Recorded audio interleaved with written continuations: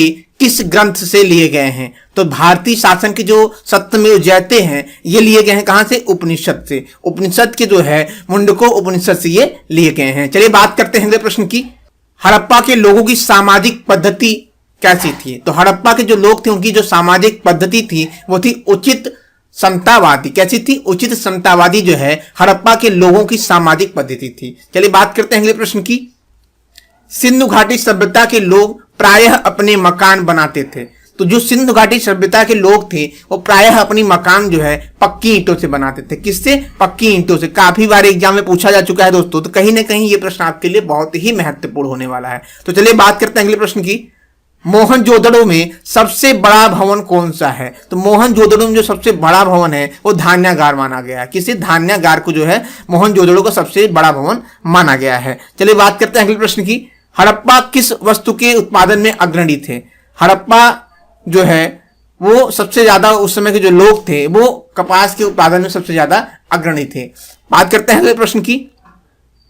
हड़प्पा के निवासी कैसे थे? तो हड़प्पा के निवासी जो थे, हड़प्पा के जो लोग थे वो शहरी थे। काफी बार एग्जाम में पूछा जा चुका है कि हड़प्पा के जो लोग थे वह शहरी थे या ग्रामीण? तो ये कैसे थे? शहरी थे। बात करते हैं अगले प्रश्न की।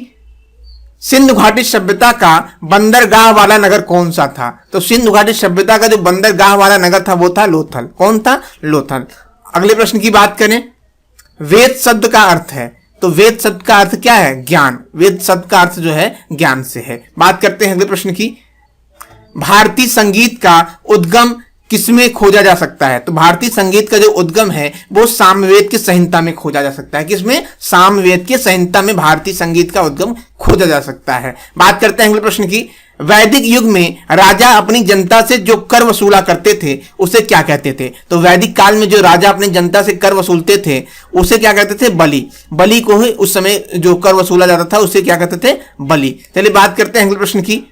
आरंभिक वैदिक काल में वर्ण व्यवस्था आधारित थी। तो आरंभिक वैदिक काल में जो वर्ण व्यवस्था थी वो किसी जात के ऊपर नहीं थी, वो कैसी थी? व्यवसायिक के ऊपर। जो जिस तरह के काम करते थे उसी तरह उनको उसी वर्ण में बनाया गया था। बात करते हैं अगले प्रश्न की।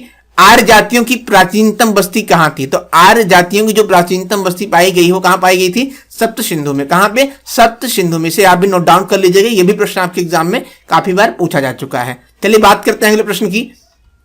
प्राचीनतम भारतीय सभ्यता का नाम बताइए। तो सबसे प्राचीनतम जो भारतीय सभ्यता है दोस्तों वो कौन सी है? सिंधु घाटी सभ्यता। सिंधु घाटी सभ्यता को सबसे प्राचीन सभ्यता मानी जाती है। बात करते हैं अगले प्रश्न की। कौन सा वेद धार्मिक अनुष्ठानों से संबंध रखता है? तो यजुर्वेद। यजुर्वेद के अंदर धार्मिक अनुष्ठानों से संबंधित जानकारी प्राप्त होते हैं। बात करते हैं अगले प्रश्न की। जैनियों के पहले तीर्थंकर कौन थे? तो ये थे ऋषभ। तो जैनियों के जो पहले तीर्थंकर थे ये कौन थे? ऋषभ। काफी बार एग्जाम में आपके पूछा जा चुका है, इसे भी आप नोट डाउन कर लीजिएगा दोस्तों। कहीं ना कहीं आज की क्लास आपके लिए बहुत ही महत्वपूर्ण है, आप क्लास को पूरा देखिएगा। बहुत कम ही समय में मैंने 500 प्रश्नों को लिया है और ऐसे प्रश्न हैं जो आपके एग्जाम में कई बार पूछे जा चुके हैं। चलिए बात करते हैं अगले प्रश्न की। त्रिपिटक धार्मिक ग्रंथ है। तो जो त्रिपिटक है ये बौद्धों का धार्मिक ग्रंथ और सबसे महत्वपूर्ण ग्रंथ माना जाता है। बात करते हैं अगले प्रश्न की।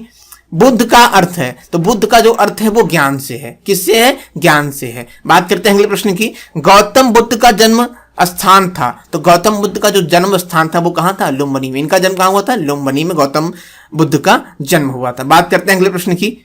सिकंदर महान किसका शिष्य था? तो सिकंदर जो था वो किसका शिष्य था? अरस्तु का। किसका? अरस्तु का शिष्य कौन था? सिकंदर। बात करते हैं अगले प्रश्न की।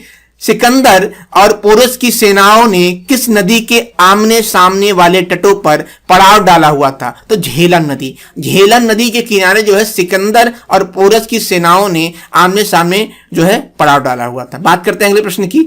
कौन सा शासक बुद्ध का समकालीन था? बिंबिसार। कौन था? बिंबिसार जो है ये बुद्ध का समय के शासक माने जाते हैं। बात करते हैं अगले प्रश्न की। बुद्ध धम्म और संघ मिलकर क्या कहलाते हैं? तो बुद्ध धम्म और संघ मिलकर जो है त्रिरत्न कहलाते हैं। क्या?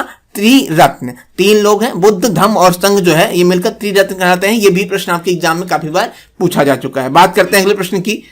वर्धमान महावीर इंद्रियों को वश में करने के कारण किस नाम से विख्यात थे? तो वर्धमान महावीर इंद्रियों को वश में करने के कारण वो है जीन के नाम से विख्यात थे। बात करते हैं अगले प्रश्न की। भारत में जैन धर्म का संस्थापक कौन था?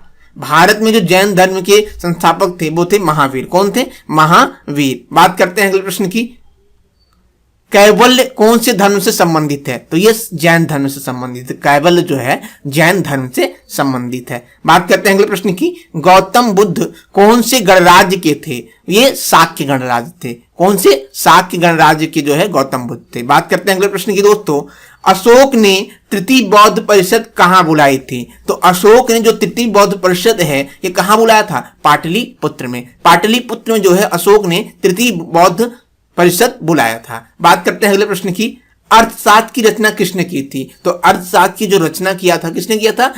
कौटिल्य ने। कौटिल्य ने जो है अर्थशास्त्र की रचना की थी। बात करते हैं अगले प्रश्न की, किसके द्वारा तृतीय बौद्ध परिषद को संरक्षण प्रदान किया गया था? तो किया गया था किसके द्वारा? अशोक के द्वारा। अशोक के द्वारा जो है तृतीय जो है बौद्ध परिषद को जो है संरक्षण प्रदान किया गया था। बात करते हैं अगले प्रश्न की, यूनानियों को भारत से बाहर किसने निकाला था? तो यूनानियों को भारत से बाहर निकालने वाले जो व्यक्ति थे वो कौन थे? चंद्रगुप्त मौर्य। चंद्रगुप्त मौर्य ने यूनानियों को भारत से बाहर निकाला था। बात करते हैं अगले प्रश्न की, किसने भारत पर सबसे पहले चढ़ाई की थी?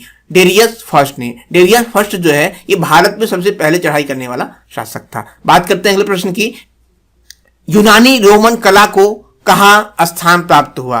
तो यूनानी रोमन कला को जो है वो स्थान गांधार में प्राप्त हुआ था। कहाँ पे? गांधार में। गांधार में जो है यूनानी रोमन कला को स्थान प्राप्त हुआ था। बात करते हैं अगले प्रश्न की, ईस्वी सन 78 से प्रारंभ होने वाली शक संवत का संस्थापक कौन था? तो ये थे कनिष्क। कनिष्क जो है इन्होंने ही शक संवत की जो है प्रारंभ किया था। बात करते हैं अगले प्रश्न की, पूना ताम्रपत्र अभिलेख संबंधित है? तो पूना ताम्रपत्र जो अभिलेख है दोस्तों ये प्रभावती गुप्त से संबंधित है। किससे? प्रभावती गुप्त से जो है पूना ताम्रपत्र अभिलेख संबंधित है। बात करते हैं अगले प्रश्न की, संगम युग का संबंध कहाँ के इतिहास से है? तो यह है तमिलनाडु। संगम युग का जो संबंध है ये तमिलनाडु यानी हम कह सकते हैं पश्चिम भारत से है। बात करते हैं अगले प्रश्न की, सातवाहन का सबसे बड़ा शासक कौन था? तो सातवाहन का जो सबसे बड़ा शासक माना जाता है गौतमीपुत्र सतकर्णी को माना जाता है। किसे? गौतमीपुत्र सतकर्णी को जो है सातवाहन का सबसे बड़ा शासक माना जाता है। बात करते हैं अगले प्रश्न की दोस्तों,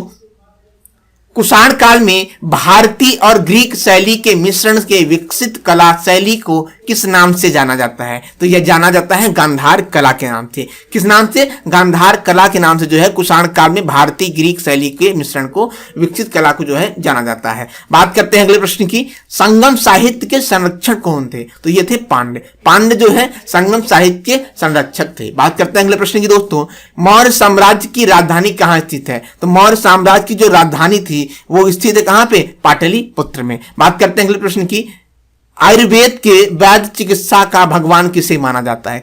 बहुत ही महत्वपूर्ण प्रश्न है दोस्तों, आपके एग्जाम में पूछा जा चुका है तो कहीं ना कहीं से आप नोट डाउन भी कर लीजिएगा। आयुर्वेद के जो वैद्य चिकित्सा का भगवान माना जाता है किसे माना जाता है? धन्वंतरी को। बात करते हैं अगले प्रश्न की, कवि कालिदास किसके राज कवि थे? कवि कालिदास जो है चंद्रगुप्त विक्रमादित्य के राज कवि थे। बात करें अगले प्रश्न की, गुप्त शासकों की सरकारी भाषा क्या थी? तो गुप्त शासकों की जो सरकारी भाषा मानी जाती है वो संस्कृत मानी जाती है। क्या मानी जाती है? संस्कृत जो है गुप्त शासकों की सरकारी भाषा मानी जाती है। बात करते हैं अगले प्रश्न की, गुप्त वंश का वह कौन सा राजा था जिसने होड़ों को भारत पर आक्रमण करने से रोका था? तो स्कंदगुप्त। स्कंदगुप्त जो है होड़ों को भारत पर आक्रमण करने से रोका था। बात करते हैं अगले प्रश्न की, अपनी प्रसार की नीतियों के कारण भारत का नेपोलियन कहलाने वाला राजा था? समुद्रगुप्त। समुद्रगुप्त जो है अपनी प्रसार की नीतियों के कारण भारत का नेपोलियन कहा जाता है समुद्रगुप्त को। बात करते हैं अगले प्रश्न की, नालंदा विश्वविद्यालय की स्थापना किसने की थी? तो नालंदा विश्वविद्यालय की जो स्थापना है ये कुमारगुप्त ने की थी। किसने की थी? कुमारगुप्त ने नालंदा विश्वविद्यालय की स्थापना किया था। बात करते हैं अगले प्रश्न की दोस्तों, हर्ष का राजकवि कौन था? तो हर्ष के जो राजकवि थे वो बाणभट्ट थे। कौन थे? बाणभट्ट जो है हर्ष के राजकवि थे। बात करते हैं अगले प्रश्न की, इलाहाबाद स्तंभ शिलालेख किसने बनवाया था? तो इलाहाबाद का जो स्तंभ शिलालेख है ये हरिसेन ने बनवाया था। किसने? हरिसेन ने। बात करते हैं अगले प्रश्न की, मूलतः चचनामा किस भाषा में लिखा गया है? तो मूलतः जो चचनामा है अगर बात करें तो ये अरबी भाषा में लिखा गया है। किस भाषा में? अरबी भाषा में जो है चचनामा को लिखा गया है। बात करते हैं अगले प्रश्न की, एलोरा कैलाश मंदिर का निर्माण किस राष्ट्र को शासक ने करवाया था? तो करवाया था कृष्ण प्रथम ने।